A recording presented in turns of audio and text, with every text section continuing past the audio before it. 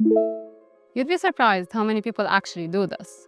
They get an inspection email, see compliance in the subject, and they just go. No worries, I'll deal with it later. Let me tell you why later isn't the best idea.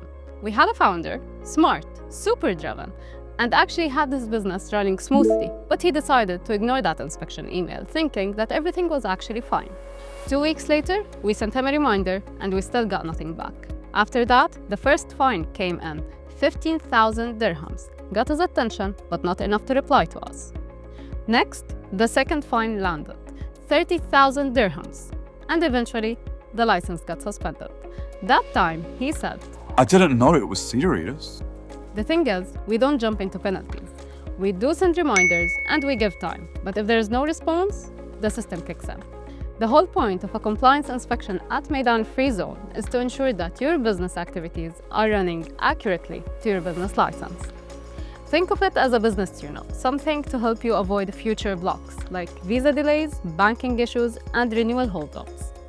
So what you really need to do when you get that email? First, reply early and send your documents. If you're having any issues, contact Meydan Free Zone. Our team will guide you. When you reply early, you get support, you stay protected, and you keep moving. Compliance is easier than you think.